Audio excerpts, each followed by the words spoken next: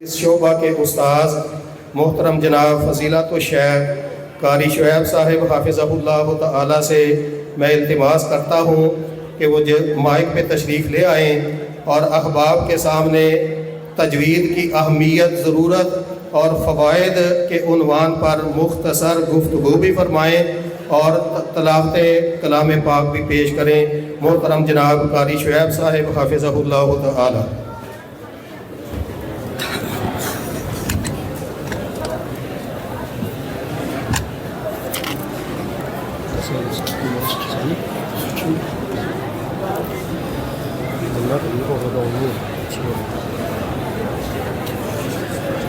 السلام علیکم ورحمۃ اللہ وبرکاتہ۔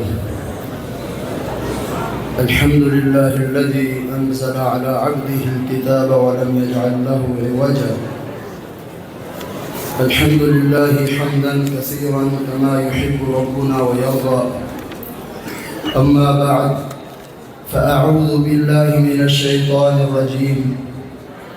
بسم اللہ الرحمن الرحیم۔ الذين آتيناهم الكتاب يتلونه حق تلاوته۔ ہر قسم کی حمد و ثنا تعریف اس اللہ احکم الحاکمین کی ذات گرامی کے لیے ہے کہ جس خالق و مالک نے ہمیں امت محمدیہ میں پیدا کیا اور اس قرآن مجید فرقان حمید کے حاملین میں سے بنایا۔ ابو ہریرہ رضی اللہ تعالیٰ عنہ بیان فرماتے ہیں کہ رسول اللہ صلی اللہ علیہ وآلہ وسلم نے فرمایا کہ اللہ تعالیٰ نے زمین و آسمان کو بنانے سے 1000 سال پہلے سورہ طٰہٰ اور سورہ یاسین کی تلاوت کی۔ جب فرشتوں نے اس تلاوت کو سنا تو بہت تعجب کیا اور کہا کہ اس امت کے لیے خوشخبری ہے، اس امت کے اوپر یہ قرآن کریم نازل ہو، اور ان سینوں کے لیے خوشخبری ہو جن سینوں کے اندر یہ قرآن محفوظ ہو، اور وہ زبانیں بڑی ہی سعادت مند اور خوش بختی والی ہیں جو اس قرآن کی تلاوت کریں گے۔ تو اللہ تعالیٰ نے ہمیں اس قرآن کی دولت سے نوازا ہے۔ قرآن مجید فرقان حمید کی آیت آپ کے سامنے پڑھی ہے سورہ بقرہ کی کہ وہ لوگ جن کو ہم نے یہ کتاب دی ہے وہ اس کی اس طرح تلاوت کرتے ہیں جس طرح اس کی تلاوت کرنے کا حق ہے۔ مسلمانوں کے اوپر قرآن مجید کے 5 حقوق ہیں۔ سب سے پہلے اس کتاب کے اوپر ایمان لائیں، اس کے احکام، اس کے اوامر و نواہی، ان کے اوپر اچھی طرح ایمان ہو۔ دوسرا حق یہ ہے کہ اس کی تلاوت کریں، اور تیسرا حق یہ ہے کہ اس کی آیات پہ غور و فکر کریں، تدبر کریں، ان کو سمجھیں، اور چوتھا حق یہ ہے کہ اس کے اوپر عمل کریں، اور 5واں حق یہ ہے کہ اس کی دعوت کو عام کریں۔ اس کی تلاوت بلسان عربی مبین، عربی زبان میں ہے، قرآن عربی غیر ذی عوج لعلہم یتقون۔ ہمیں اس قرآن کی تلاوت عربی لب و لہجے کے ساتھ، ان قواعد کے ساتھ، مخارج و صفات کا لحاظ کرتے ہوئے کرنی چاہیے، تب ہم تلاوت کا حق ادا کر سکیں گے۔ جہاں پہ قرآن کا فہم اور تدبر حاصل کرنا وہ بھی ضروری ہے، اور اس کے ساتھ ساتھ اس کی تلاوت، اس کے مخارج و صفات جن کو تجوید کہا جاتا ہے۔ ہمارے ہاں بہت سارے لوگ اس کو تجویز یہ لفظ بولتے ہیں، یہ غلط ہے۔ تجوید یعنی وہ قواعد و ضوابط جن کے ذریعے بندہ اپنی تلاوت کو خوبصورت اور بہترین بنا سکتا ہے۔ تو امت کے اوپر جس طرح قرآن کریم کے اوپر ایمان لانا ضروری ہے، اس کے احکام کو سیکھنا ضروری ہے، اسی طرح اس کی تلاوت اور تلاوت کی کیفیات، جس طرح احادیث کے اندر یعنی نماز ایک عبادت ہے، اس کی مکمل کیفیات نازل ہوئی ہیں کہ نبی علیہ الصلوۃ والسلام کس طرح کھڑے ہوتے تھے، کس طرح رفع یدین کرتے تھے۔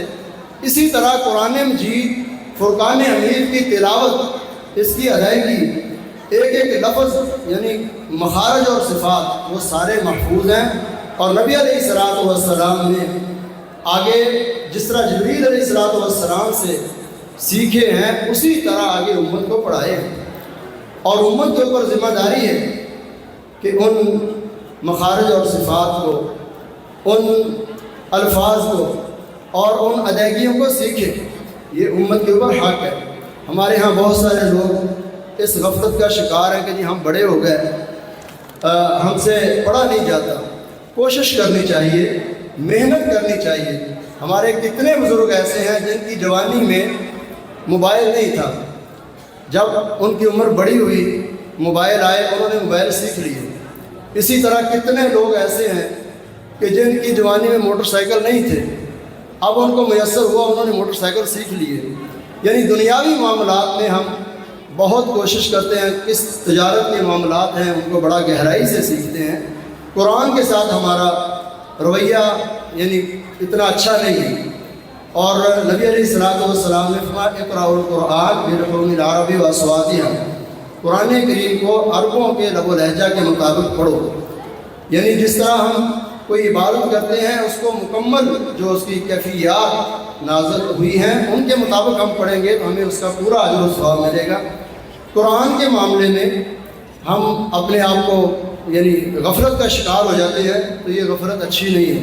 جو نبی علیہ الصلوۃ والسلام نے ہمیں طریقہ دیا ہے، صحابہ کرام سے اساتذہ کے پڑھنے سے آگے ہم تک پہنچا ہے، ہمیں قرآن کو اس کی اسی طرح تلاوت بھی کرنی چاہیے اور اس اجر و ثواب کو پورے کا پورا اجر و ثواب حاصل کرنا چاہیے۔ دعا ہے کہ اللہ ہمیں بھرپور عمل کی توفیق عطا فرمائے۔ چند آیات آپ کے سامنے تلاوت قرآن مجید کی پیش کرتا ہوں۔ اعوذ باللہ من الشیطان الرجیم،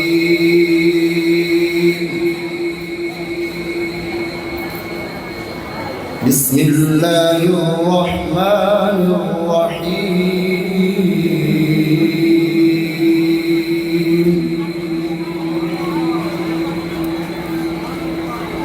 ان فی خلق السماوات والارض واختلاف الليل والنهار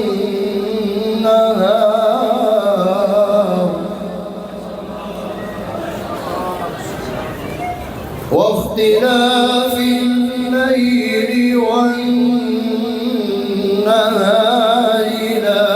لآيات لأولي الألباب،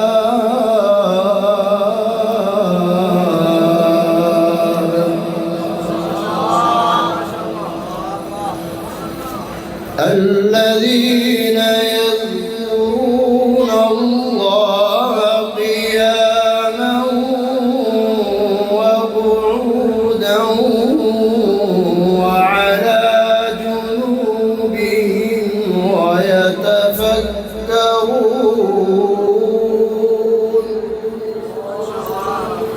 ويتفكرون في خلق السماوات والأرض ربنا ما خلقت هذا باطلا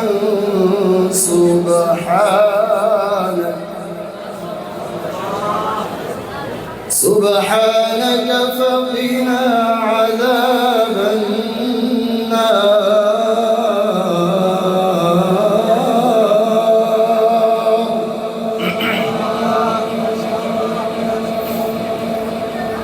ربنا إنك من تدخل النار فقد أخزيته وما للظالمين من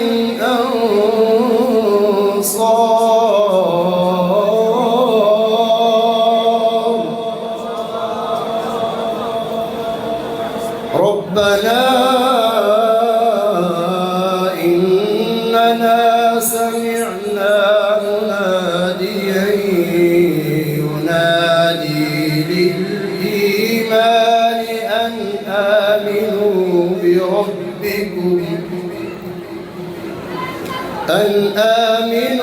بربكم فآمنا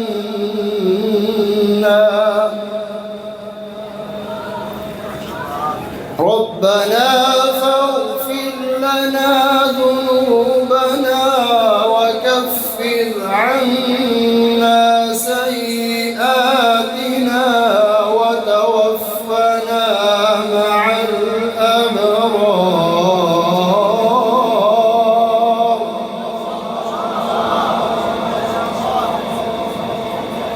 ربنا وآتنا ما وعدتنا على رسلك ولا تخزنا يوم القيامة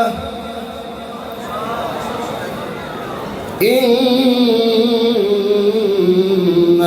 لا تخلف الميعاد.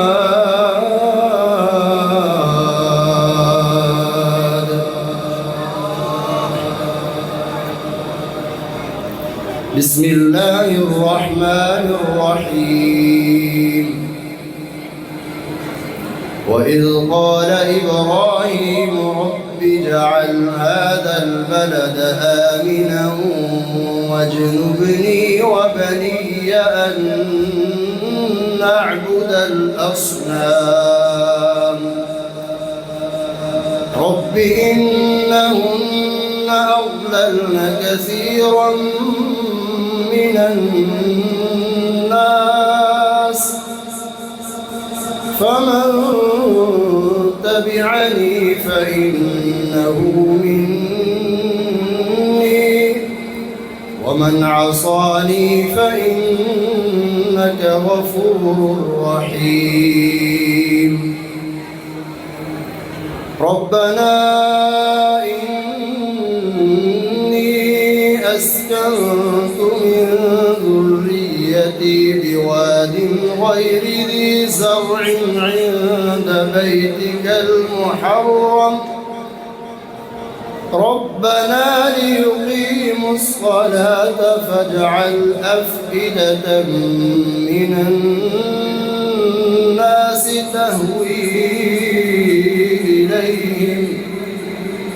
تهوي إليهم وارزقهم من الثمرات لعلهم يشكرون.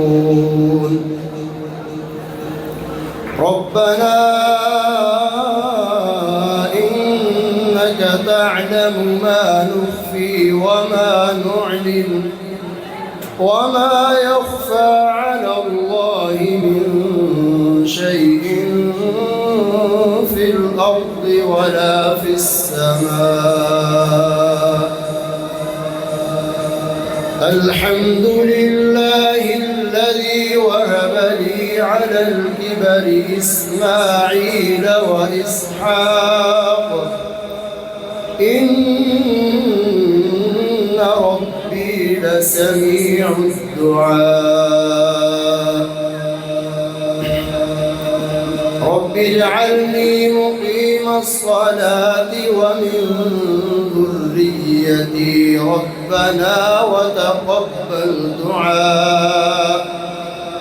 ربنا اغفر لي ولوالدي وللمؤمنين يوم يقوم الحساب. صدق الله العظيم.